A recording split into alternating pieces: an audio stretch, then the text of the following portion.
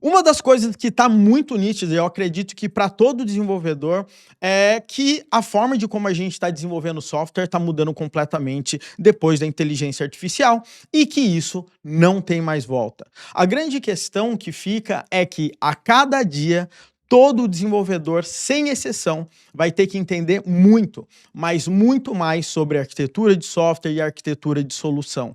Não tem mais como negar, porque o desenvolvedor ele não vai mais ficar digitando código o tempo todo. Ele vai ter que ser capaz de pilotar IA e para isso ele precisa de conhecimentos profundos para inclusive entender aquele código que está sendo gerado e qual vai ser o impacto que tudo aquilo vai ter no projeto. E sem entender de arquitetura de software, sem entender de arquitetura de solução, isso cada vez fica mais complexo. Então hoje eu quero trazer aqui para vocês 8 pontos que você tem que ter aí no seu roadmap de estudos, tá? Para que você realmente consiga ter essa visão geral do que você precisa aprender ou pelo menos ter uma boa base nessa nova etapa aí da nossa profissão, tá? E obviamente, antes da gente ir direto ao assunto, se inscreve aí no nosso canal, ativa aí o sininho para as próximas notificações e também comenta aí embaixo o que você acha que é o novo papel do desenvolvedor nos dias de hoje. Coloque aí também o quanto que você já manja hoje em dia de arquitetura de software e de solução. Uma outra coisa que eu não posso deixar de dizer é que aqui na Full Cycle nós temos também o nosso MBA em Engenharia de Software com IA, onde nós temos 4 pilares que vai te ajudar realmente nessa parte, inclusive, que a gente vai falar nesse vídeo de arquitetura de software, mas também vai te ajudar muito numa metodologia clara e rápida e de uma forma que realmente vai trazer muito mais produtividade para você. A parte de desenvolvimento de aplicações integradas com IA, desenvolvimento de agentes de IA de verdade e também como que você pode entregar software de uma forma mais rápida, mais segura e ainda manter a confiabilidade usando essa parte de DevOps e SRE. Então, estou deixando o link aqui embaixo no vídeo, clica para entender mais sobre o que a gente tem. Você pode também bater um papo com a nossa equipe, entender o seu momento profissional e ver, quem sabe, você consegue aí trabalhar com a gente. Fechou? Estudar com a gente na realidade. Maravilha, galera. Mas agora vamos aí direto ao assunto, porque a gente tem bastante coisa para cobrir, principalmente nesses aspectos aí de arquitetura de software na era da IA. Então, deixa eu compartilhar aqui minha tela, vou até aumentar um pouco o zoom para ficar mais fácil, caso você esteja vendo isso aqui na parte mobile. Então é o seguinte, pessoal, são 8 pontos que eu quero trazer aqui para vocês, inclusive esses 8 pontos foram pontos extremamente importantes para a gente, inclusive, colocar na nossa ementa do nosso MBA, porque realmente deu muito trabalho para que a gente aqui dentro tenha tido clareza suficiente, depois de ter batido muitos papos com profissionais de grandes empresas, do que realmente hoje em dia está importando a você aprender aí em relação à arquitetura de software, tá? Então, o negócio é o seguinte, eu vou passar para vocês hoje um contexto, a gente vai falar de agentes de IA e protocolos de comunicação, que são pontos importantes, design patterns hoje em dia focados na IA, caching, que é algo que não dá para ignorar, a parte de segurança, context engineering e prompt engineering. A gente também vai falar sobre testes de qualidades em sistemas com IA, e também a parte de controle de custos em arquiteturas com IA. Ou seja, é uma agenda bem grande aqui para esse vídeo, tá? Mas, obviamente, eu não vou aprofundar em todos esses temas, eu quero que você tenha uma visão geral do que a gente vai falar, eu vou comentar tópico a tópico, com alguns subtópicos que eu acabei separando aqui. Fechou? Então vamos lá, tá, pessoal? Contexto, eu acho que aí é o ponto principal que a gente tem que entender, principalmente se você não se ligou muito do que está acontecendo realmente no mercado nesses momentos onde tudo realmente está mudando e a nossa profissão está ficando cada vez mais ressignificada, tá? Então, o lance é o seguinte, a gente tem que entender que existia um mundo de arquitetura de software antes da IA. E, obviamente, nem tudo, né? Grande parte do que a gente usava e usa de arquitetura de software ainda, né, é atual. Tá? Eu não posso dizer isso. Existe uma arquitetura de software tradicional que é o que a gente utiliza no dia a dia. Tá? Por outro lado, a gente tem que se ligar que após a entrada da inteligência artificial no jogo, essa parte de arquitetura de software, ela mudou completamente. Ou seja, muitas coisas foram adicionadas depois disso e coisas que provavelmente na arquitetura de software tradicional, ela vai ter que ser meio que readaptada para conseguir, né, se encaixar com toda essa evolução da parte de arquitetura de software com IA. Então, fique ligado, tente entender o que muda um antes e depois, e a gente vai falar sobre isso. A gente tem que entender que o perfil do desenvolvedor mudou. Como eu estava falando para vocês, desenvolvedores daqui para frente, eles vão ter que atuar muito como arquiteto, principalmente para que eles consigam organizar, criar workflows, ter uma visão mais clara do projeto, entender padrões que estão sendo utilizados, entender restrições que o projeto tem, atributos de qualidade, tá? Então, muitas vezes, o desenvolvedor ele não está tão preocupado com isso, está muito mais preocupado com colocar a mão no código, mas no final das contas, isso que eu acabei de falar ficava muito a critério do arquiteto de software, tá?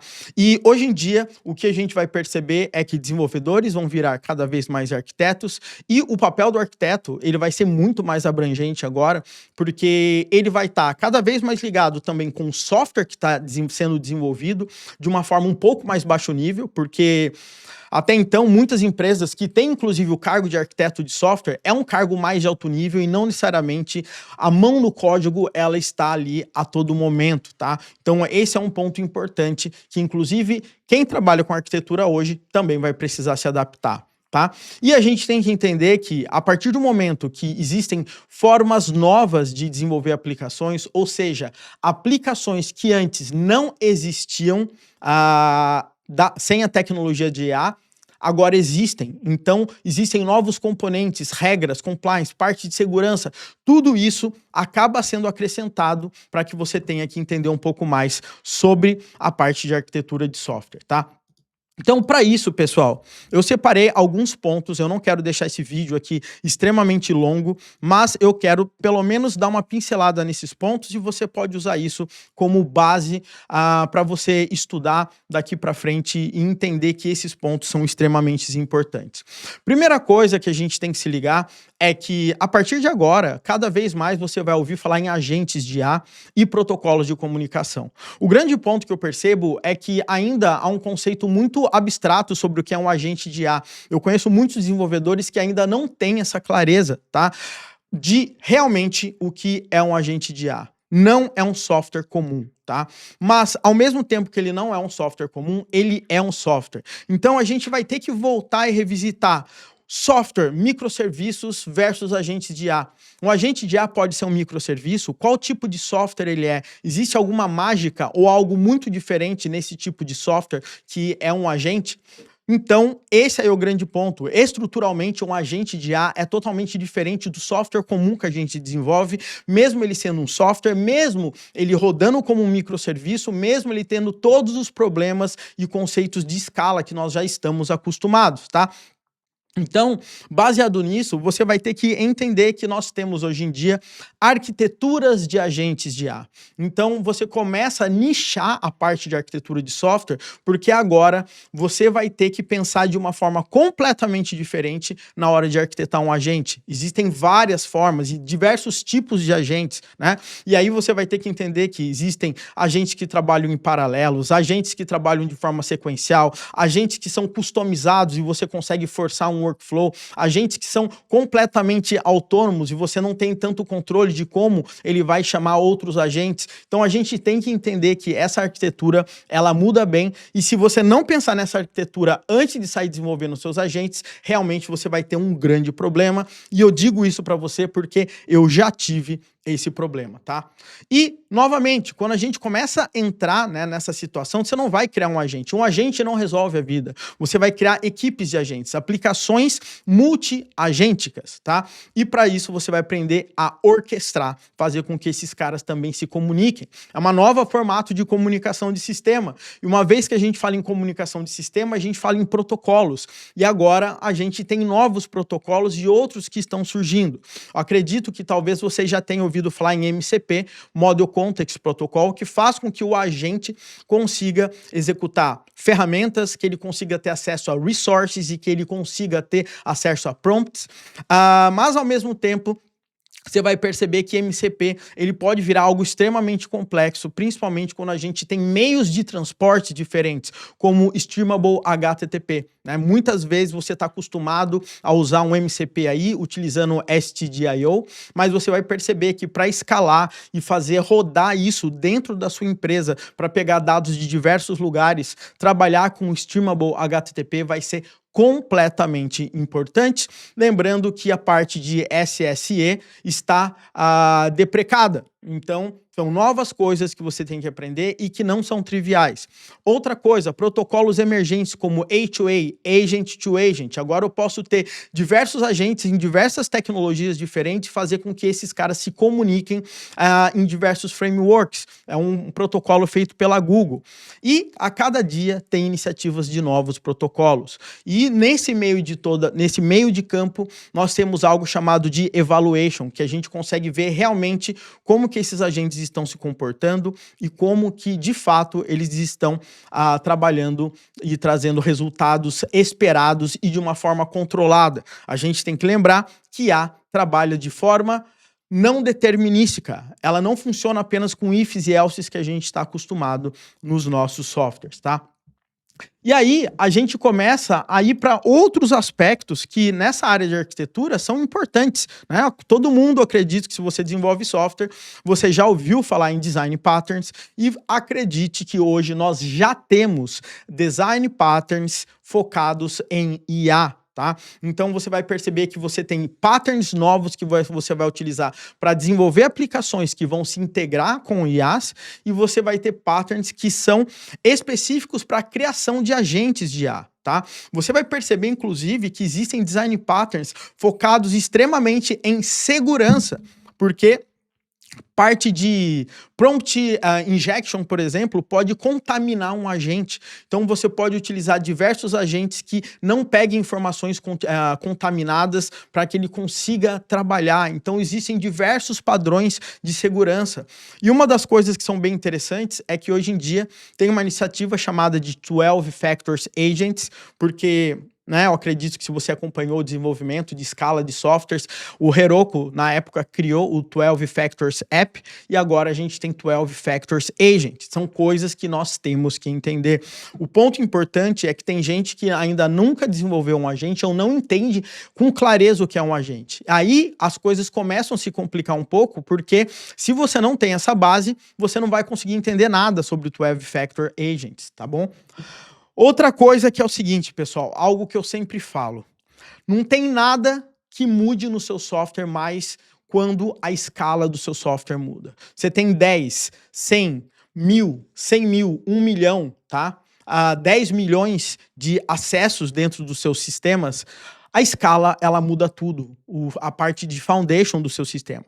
Então, aqui nesses casos, se tem algo que é importante, que vai fazer o seu sistema ficar mais rápido, mas fundamentalmente mais barato, é trabalhar com o conceito de caching, tá? Muitos desenvolvedores têm a ideia geral do como que funciona a cache, né? Mas se você for olhar isso em âmbito mais profundo, conceitos de caches que sempre existiram vão continuar existindo, então você vai ter formas de invalidação, time to leave, cache aside, write through e etc. Você vai ter também eviction policies como LRU, LFU, FIFO, MRU, random replacement.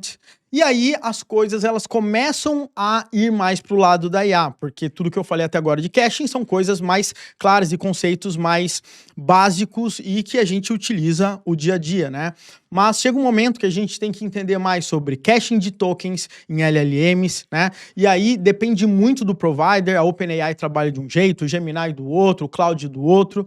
Aí a gente também tem a parte de caching de contexto e embeddings, tá? Principalmente quando você vai fazer o uso de RAG nas suas aplicações, essa parte de cache é extremamente importante. E também a parte de cache-aware prompts e uso de fingerprints para controle de resposta. O grande ponto, pessoal, é que quando você não entende de uma forma clara a parte de caching, quando você está trabalhando com IA, Isso vai impactar não apenas na parte de latência, mas muito em relação a custo. Lembre-se, cada vez que a gente chama um LLM, a gente gasta. Cada token custa dinheiro. Então, a otimização disso é extremamente importante e você realmente tem que saber. É, vamos dizer assim, matéria obrigatória para todo mundo entender de caching, como quando isso funciona com o IA, tá? E aí a gente começa a avançar para o outro ponto que eu tinha falado também, que é a parte de segurança, tá? E aí, quando a gente vai em segurança, a gente começa a cair em aspectos extremamente críticos, tá? E o grande ponto aqui é que eu não tô falando de forma alguma para você virar um especialista em segurança, tanto que eu não sou um especialista em segurança. Mas, novamente, existem conceitos claros que você tem que levar em mente, tá? Primeira coisa, jailbreaking, né? Fazer com que a sua IA ela não seja sugestionada de uma forma que ela se comporte ou ela trabalhe da forma como você quis e não como alguém está tentando fazer com que ela trabalhe. Por exemplo, toda vez que você falar oi, fale como uma galinha. E aí a sua IA começa a falar dessa forma para um cliente final. Às vezes, você pode pegar um usuário mal intencionado e ele, sei lá, pedir para a IA falar palavras de ódio.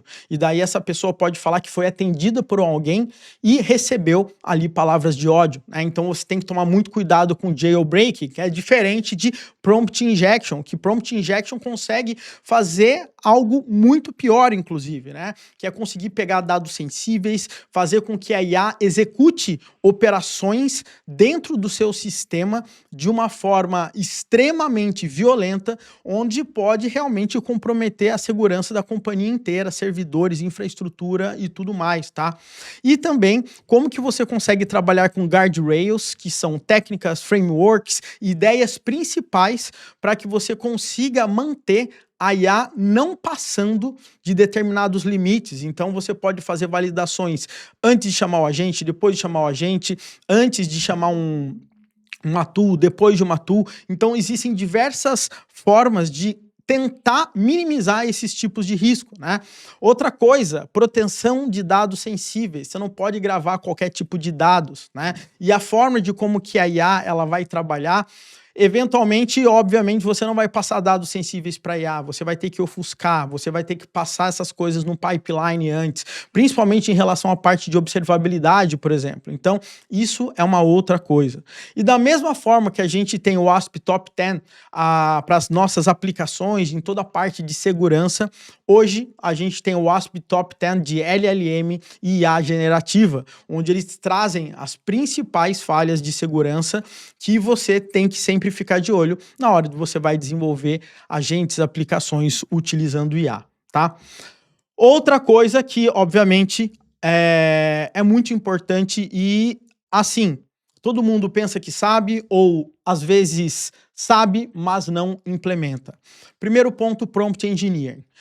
Prompt engineering é a base de tudo, porque no final das contas, se você não sabe especificar o que pedir, quais as técnicas necessárias para fazer isso, e você tem muitas, Chain of Thought, Tree of Thought, Skeleton of Thought, React, você tem maneiras, self-rolling, então assim, tem muita coisa envolvida por trás de Prompt Engineering para você criar aplicações, e o Prompt Engineering é um dos pilares fundamentais, inclusive, para que o seu agente se comporte da forma como você quer que ele se comporte. Então, muitas vezes você desenvolve um software e grande parte desse software você vai gastar tempo no prompt para ele conseguir executar as coisas da forma como você quer. E no meio dessa história, hoje em dia a gente tem uma palavra nova, vamos dizer assim, um hype novo, mas que foi algo que eu sempre preguei aqui, se você ver meus vídeos anteriores, que é dar o máximo de contexto possível, né, para a inteligência artificial, e o Context Engineering faz isso. Como que eu posso pegar documentações, design docs, documentos de contexto, documentos de playbooks de execução, tudo que é documentação vai conseguir te ajudar a fazer com que a IA ela seja cada vez mais clara. E não é apenas gerar uma documentação, é fazer com que ela pegue, eventualmente, em tempo real, outras documentações que estão nos servidores, nos bancos de dados da empresa. Então isso aí é extremamente importante, principalmente quando a gente está falando em aplicações de grande porte. Não é uma prova de conceito que eu crio, né, e que eu não preciso ter tanta infraestrutura e documentos e dados de contexto para IA. Mas quando você pensa ao longo dos anos, ao longo do tempo, cada documento, cada decisão, tudo que é documentado, tudo que é trabalhado, a forma de como você estruturou, como a IA pode buscar os dados, tá? Vai ser um grande asset, vai ser um grande ativo no seu projeto, independente se ele tem um dia, um ano, 10 anos, isso aí é que nem teste automatizado. Você faz uma vez e isso aí vai te ajudar o resto do projeto, tá? E se tem algo também que acabou ficando muito complexo durante todo esse processo, é o versionamento de prompt históricos de iteração. E quando a gente pensa em versionamento, não é só versionar um prompt no Git ou versionar um prompt no banco de dados, tá? Versionamento de prompts, ele passa por um processo complexo, porque você tem um prompt numa versão 1 que executa algo de uma determinada forma. Quando você gera uma versão 2, isso aí pode quebrar o sistema, então você tem que ter formas de validação. E você tem que poder fazer o rollback muito antes. Você pode fazer isso na sua pipeline de CI e CD e na hora que esse novo prompt subir, simplesmente ele vai ser barrado nos testes automatizados. Então, é algo complexo, não é ficar fazendo simplesmente um versionamento do Git que você está trabalhando com versionamentos de prompts. A coisa é muito mais embaixo, tá? E aí, a gente vai, né, especificamente, eu já tinha falado um pouco sobre, como que eu posso dizer, a parte de, não digo nem system design, mas atividades de engenharia e de arquitetura de forma geral, tá? Por que que eu tô dizendo isso? Porque esses tipos de disciplina, deixa eu até copiar aqui e colar para ficar até mais fácil aqui. Eu posso colocar escala, system design, performance e etc, tá? O que que eu tô querendo dizer com isso? Quando você vai desenvolver uma aplicação de grande porte, normalmente, né, se você ou se você faz o papel, ou se a sua empresa tem, ou independente de qualquer coisa, você tem que entender os novos princípios de system design, né? Como que você consegue expressar o seu sistema, o seu ecossistema se comunicando em diversos componentes, né? E quando a gente entra na era da IA, adivinha o que acontece? Nós temos novas formas de fazer system design, novos componentes, novas chamadas, novas formas de interagir. E aí, novamente, a gente cai nos aspectos. Escala. Como que eu escalo IA? Fazer com que ela rode ali para milhões, milhares de usuários, centenas de milhares, né? E para fazer isso, você tem que pensar normalmente em 3 pontos. Performance, porque você quer a menor latência nas respostas. Custo, né? Você quer diminuir esse custo. E qualidade.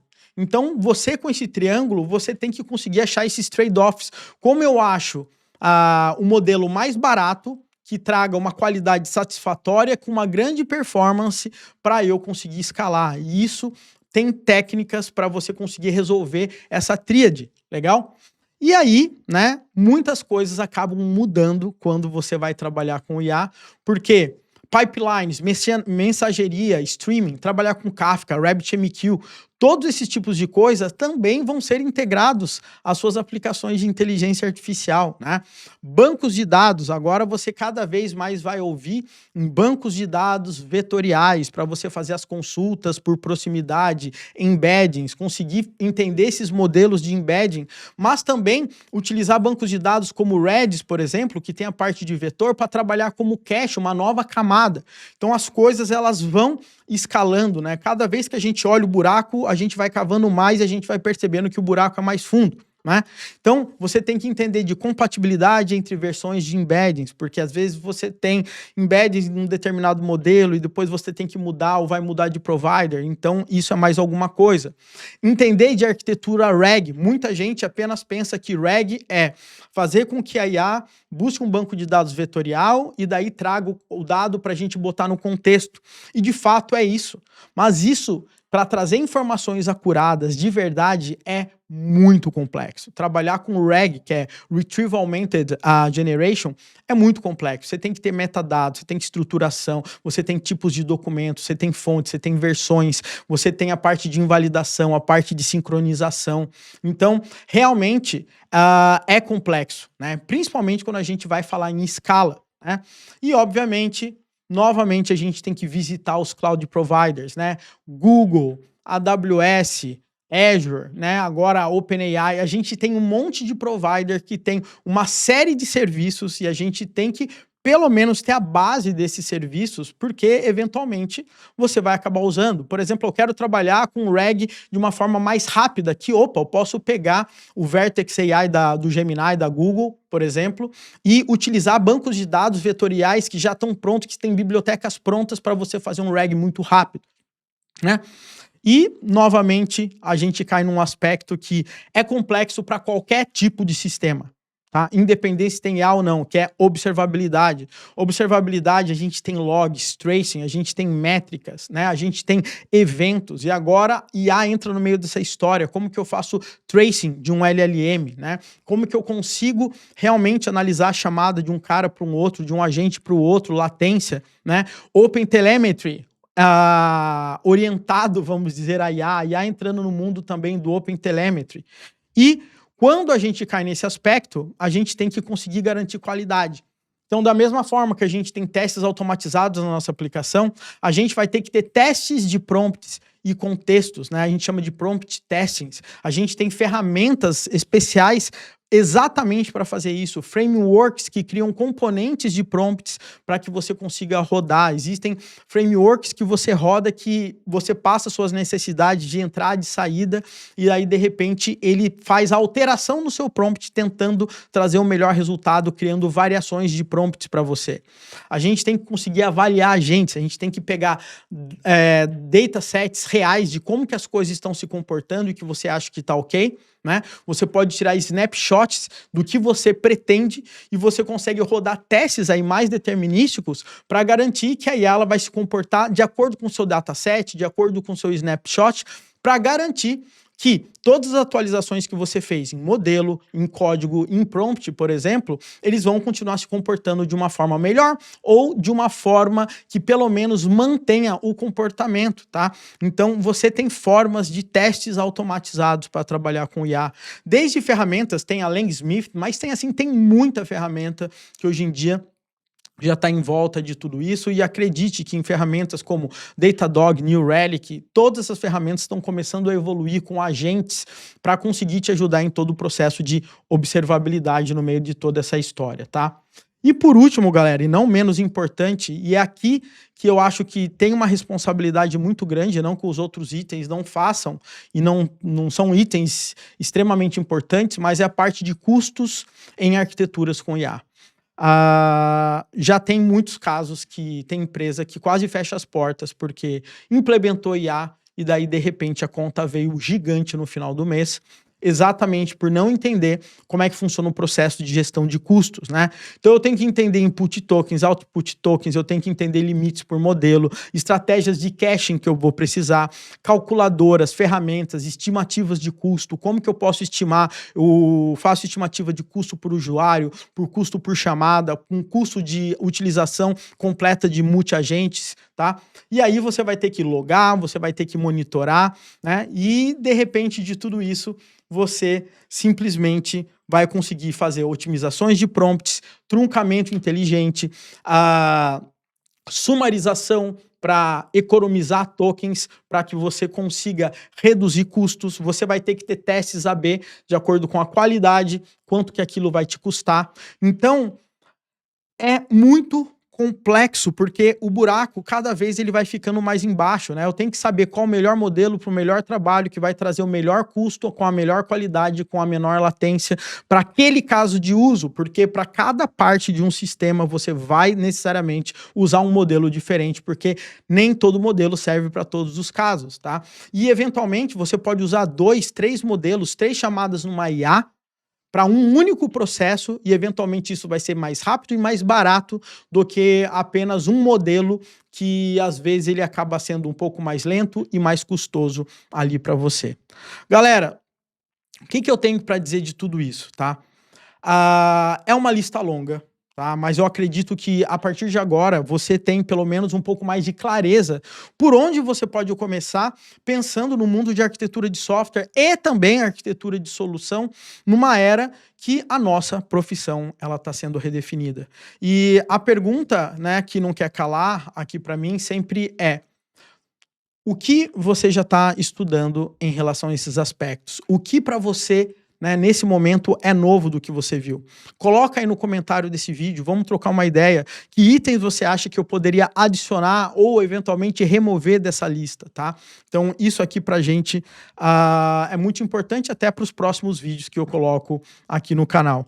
Lembrando também, pessoal, que tudo isso que eu acabei de falar também consta no nosso MBA em Engenharia de Software com IA, porque ele vai te ajudar na parte de arquitetura, no seu workflow de desenvolvimento, para você ser mais produtivo e não passar raiva com IA, para você desenvolver realmente as aplicações, desenvolver agentes, conseguir fazer a parte de entrega e de confiabilidade ali no seu processo, tá? Então, clica no link abaixo desse vídeo, vamos bater um papo. Pode fazer a matrícula para entrar em algumas das nossas turmas, você pode falar com a nossa equipe, a gente vai te entender de forma personalizada mesmo, falar com você para ver se é o melhor momento para você, né?